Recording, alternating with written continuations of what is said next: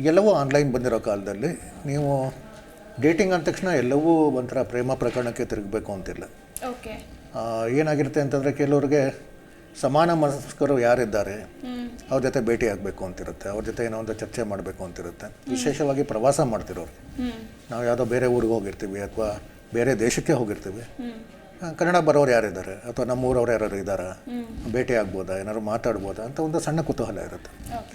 So ಇಂಥದಕ್ಕೆಲ್ಲ ಅಂತ ಅನುಕೂಲ ಆಗಲಿ ಅಂತ ಈ ಡೇಟಿಂಗ್ ಆ್ಯಪ್ಗಳನ್ನು ಪ್ರಾರಂಭ ಮಾಡಿದ್ರು. ಆಮೇಲೆ ಡೇಟಿಂಗ್ ವೆಬ್ಸೈಟ್ಗಳು ತುಂಬ ಇದ್ದಾವೆ. ಬರ್ಬರ್ತಾ ಅದೇನಾಯಿತು ಅಂತಂದರೆ ಒಂದು ಕಡೆ ಸಮಾನ ಮನಸ್ಕರು ಅನ್ನೋದನ್ನ ಮುಂದಕ್ಕೆ ತೊಗೊಂಡು ಹೋಗಿ, ಇಲ್ಲ ನಾವು ಯಾರು ಪ್ರೀತಿಸೋದಕ್ಕೆ ಅಥವಾ ಏನಾರು ಒಂದು ರೀತಿ ಪರಿಚಯ ಮಾಡ್ಕೊಳ್ಳಿಕ್ಕೆ, ಸ್ನೇಹ ಬೆಳೆಸ್ಕೊಳ್ಳಿಕ್ಕೂ ಕೂಡ ಇದನ್ನು ಬಳಸ್ಕೋಬೋದು ಅಂತ ಶುರುವಾಯಿತು. ಇದು ಒಂದು ಸದ್ಬಳಕೆ ಪಾಠ.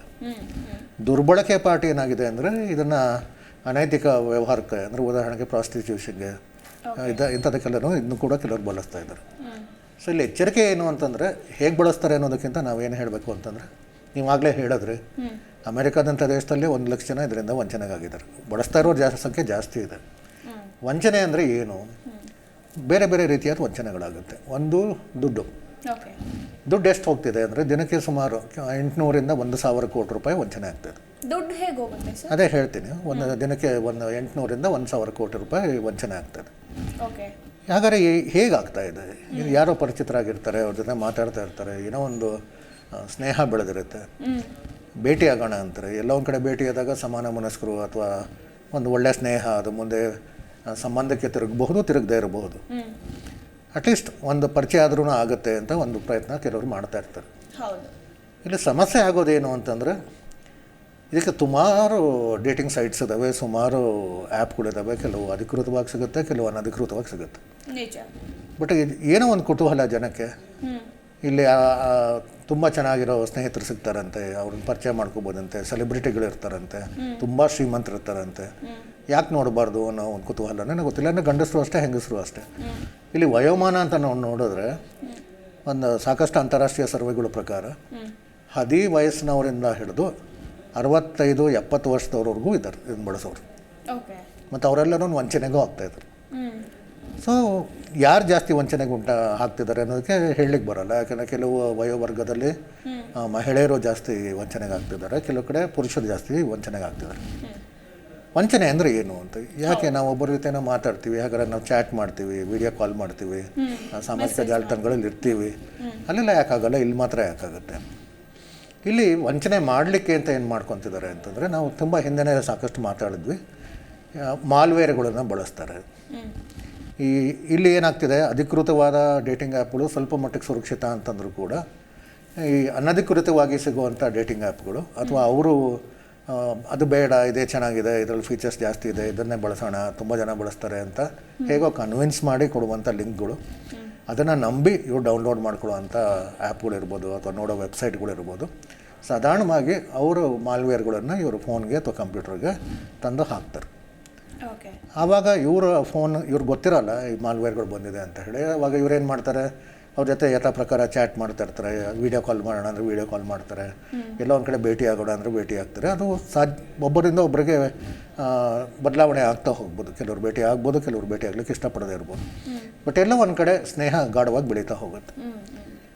ಬೆಳೆಸ್ಕೋಬೇಕು, ಒಂದು ವಿಶ್ವಾಸ ಗಳಿಸ್ಬೇಕು ಅನ್ನೋದು ಮೊದಲನೇ ಉದ್ದೇಶ ಆಗಿರುತ್ತೆ. ಅದ್ರ ಜೊತೆಯಲ್ಲಿ ಈ ಮಾಲ್ವೇರ್ಗಳನ್ನು ಹಾಕಿ ಇವರು ಈ ಸ್ನೇಹಿತರು ಯಾರು, ಇವರು ಏನೆಲ್ಲ ಬ್ಯಾಂಕ್ ವ್ಯವಹಾರ ಮಾಡ್ತಾರೆ, ಇವರು ಕಚೇರಿ ಕೆಲಸ ಮಾಡ್ತಿದ್ರೆ ಕಚೇರಿ ಕಡತಗಳೇನಿದೆ, ಮತ್ತು ಏನಾದ್ರು ಬಿಸ್ನೆಸ್ ಮಾಡ್ತಾಯಿದ್ರೆ ಇವ್ರ ಬಿಸ್ನೆಸ್ ಇನ್ಫಾರ್ಮೇಷನ್ ಏನಿದೆ, ಇವರ ವೈಯಕ್ತಿಕ ಮಾಹಿತಿ ಏನಿದೆ, ಇವರ ಫ್ಯಾಮಿಲಿ ಅಂದರೆ ಕುಟುಂಬದ ಸದಸ್ಯರು ಯಾರ್ಯಾರಿದ್ದಾರೆ, ಇವ್ರ ವಿಳಾಸ ಎಲ್ಲಿದೆ, ಏನು ಅಂತೆಲ್ಲ ತಿಳ್ಕೊಳ್ಳೋ ಪ್ರಯತ್ನ ಮಾಡ್ತಾನೆ ಹೋಗ್ತಾರೆ. ಇನ್ನು ನಾವು ಹಿಂದೆ ಕೂಡ ಮಾತಾಡಿದ್ದೀವಿ, ಇದೊಂಥರ ಸೈಬರ್ ಸ್ಟಾಕಿಂಗ್ ಅಂತ. ಇವರೆಲ್ಲಿ ಹೋಗ್ತಾರೆ, ಎಲ್ಲಿ ಬರ್ತಾರೆ, ಯಾರನ್ನು ಮೀಟ್ ಮಾಡಿದ್ರು, ಏನು ಅಂತ ನಾವು ಮತ್ತೆ ಹೇಳಬೇಕು ಅಂತಂದರೆ ಈ ರೀತಿ ನಾವಾಗಲೇ ಹೇಳಿದ್ದೀವಿ, ಸುಮಾರು 150 ಕೋಟಿ ಮಾಲ್ವೇರ್ಗಳು ಇರೋದ್ರಿಂದ ಇದಕ್ಕೆ ಅಂತಲೇ ಕೆಲವು ಮಾಲ್ವೇರ್ಗಳನ್ನು ಬಳಸ್ತಾರೆ. ಇವ್ರು ಯಾರ ಜೊತೆ ಮಾತಾಡ್ತಾರೆ ಅದನ್ನು ಕದ್ದು ಕೇಳೋದು, ಆಮೇಲೆ ಇವ್ರು ಏನಾದ್ರು ಮೆಸೇಜ್ ಕಳಿಸ್ತಾ ಇದ್ದರೆ ಅದನ್ನು ಕದ್ದು ನೋಡೋದು, ಆಮೇಲೆ ಇವ್ರ ಚಿತ್ರಗಳನ್ನು ಇವ್ರಿಗೆ ಗೊತ್ತಿಲ್ಲ ಹಾಗೆ ತೊಗೊಳ್ಳೋದು, ವೀಡಿಯೋಗಳನ್ನು ಮಾಡ್ಕೊಳ್ಳೋದು, ದಾಖಲೆಗಳನ್ನು ಕಾಪಿ ಮಾಡ್ಕೊಳ್ಳೋದು ಅಥವಾ ಡಿಲೀಟ್ ಮಾಡೋದು, ಇದೆಲ್ಲವನ್ನು ಮಾಡ್ತಾ ಹೋಗ್ತಾರೆ, ಇವ್ರಿಗೆ ಗೊತ್ತಿರಲ್ಲ. ಸೊ ಎಲ್ಲ ಒಂದು ಕಡೆ ಏನಾಗುತ್ತೆ, ಯಾವುದೋ ಒಂದು ಕಾರಣಕ್ಕೆ ಆ ಸ್ನೇಹ ಮುರಿದು ಬಿಟ್ಟು ಅಂತ ಇಟ್ಕೊಳ್ಳಿ, ಇವ್ರಿಗೆ ಇಷ್ಟ ಆಗಲಿಲ್ಲ ಮುಂದುವರಿಸಲಿಕ್ಕೆ ಯಾವುದೋ ಒಂದು ಕಾರಣಕ್ಕೆ ಅಂದಾಗ ಆಯಿತು ಅಂತ ಅಲ್ಲಿ ಹೇಳಿದ್ರು ಕೂಡ ಇವ್ರದ್ದೆಲ್ಲ ಮಾಹಿತಿ ಕಲೆಕ್ಟ್ ಮಾಡ್ಕೊಂಡಿರ್ತಾರಲ್ಲ ಅದನ್ನ ಇಟ್ಕೊಂಡು ಒಂಥರ ಬೆದರಿಕೆ ಹಾಕ್ಲಿಕ್ಕೆ ಶುರು ಮಾಡ್ತಾರೆ. ಆ ಮಾಹಿತಿನ ಬಳಸ್ಕೊಂಡು ಫೇಕ್ ವಿಡಿಯೋಗಳನ್ನು ಕ್ರಿಯೇಟ್ ಮಾಡ್ತಾರೆ, ಫೇಕ್ ಆಡಿಯೋಗಳನ್ನು ಕ್ರಿಯೇಟ್ ಮಾಡ್ತಾರೆ, ಚಿತ್ರಗಳನ್ನು ಮಾರ್ಕ್ ಮಾಡ್ತಾರೆ. ನೀವು ನಮ್ಮ ಜೊತೆ ಇದ್ರಿ, ನಾವೆಲ್ಲ ಹೋಗಿದ್ವಿ, ತುಂಬ ಆತ್ಮೀಯ ಸಂಬಂಧ ಬೆಳೆದಿತ್ತು, ದೈಹಿಕ ಸಂಬಂಧ ಬೆಳೆದಿತ್ತು, ಇದೆಲ್ಲರಿಗೂ ನಾವು ತಿಳಿಸ್ತೀವಿ ಅಂತ ಈ ರೀತಿಯಾದ ಬೆದರಿಕೆಗಳನ್ನ ಹಾಕಿ ಒಂದು ರೀತಿ ಬ್ಲ್ಯಾಕ್ ಮೇಲ್ ಮಾಡಿ ಹಣ ವಸೂಲಿ ಮಾಡೋದು. ನೀವು ಅದನ್ನು ಬೇರೆಯವ್ರಿಗೆ ಹೇಳಬಾರ್ದು ಅಂದರೆ ನನಗಿಷ್ಟು ದುಡ್ಡು ಕೊಟ್ಟರೆ ನಾನು ಹೇಳಲ್ಲ. ಇದು ಸಾಮಾನ್ಯವಾಗಿ ನಡೆಯುವಂಥದ್ದು ಇದು.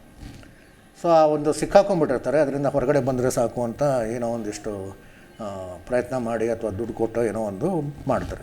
ಎರಡನೇದು ಏನು ಅಂತಂದರೆ, ಇವರು ದುಡ್ಡು ಕೊಡಲ್ಲ ಅಥವಾ ನಿರಾಕರಿಸ್ತಾರೆ ಅಂತ ಇಟ್ಕೊಂಡ್ರು ಕೂಡ ಇವರು ಎಲ್ಲೇ ಹೋಗಿರ್ತಾರೆ ಅಂತ ಗೊತ್ತಿರುತ್ತೆ ಅವ್ರಿಗೆ. ಇವ್ರ ಸ್ನೇಹಿತರು ಯಾರು, ಇವರ ಸಾಮಾಜಿಕ ಜಾಲತಾಣಗಳು ಯಾವುದು, ಎಲ್ಲಿ ಏನೇನು ಬಳಸ್ತಾರೆ ಅಂತ ಅಲ್ಲಿ ಎಲ್ಲ ಹೋಗಿ ಕಾಮೆಂಟ್ ಮಾಡ್ತಾ ಕೂತ್ಕೊತಾರೆ. ಆಮೇಲೆ ಟ್ರೋಲ್ ಮಾಡ್ತಾ ಕೂತ್ಕೊಳ್ಳೋದು. ಅಂದರೆ ಟ್ರೋಲ್ ಅನ್ನೋದಕ್ಕೂ ಅದಕ್ಕೊಂದು ಇತಿಮಿತಿ ಇಲ್ಲ. ತುಂಬ ಕೀಳು ಮಟ್ಟದ ಭಾಷೆ ಬಳಸ್ಕೊಂಡು ಇವ್ರಿಗೆ ಮುಜುಗರ ಆಗೋ ಹಾಗೆ ಇವರ ಚಾರಿತ್ರ ವಧೆ ಮಾಡೋ ರೀತಿಯಲ್ಲಿ ಮಾಡ್ತಾ ಹೋಗ್ತಾರೆ. ಇದು ಮತ್ತೊಂದು ದೊಡ್ಡ ಅಪರಾಧ ಆಗ್ತಾ ಹೋಗುತ್ತೆ. ಪ್ರತಿಕ್ಷಣದ ಸುದ್ದಿಗಾಗಿ Zee Kannada news app download ಮಾಡಿ. Live TV, latest updates, entertainment, lifestyle, technology ಸುದ್ದಿ ನಿಮ್ಮ ಅಂಗೈಯಲ್ಲಿ.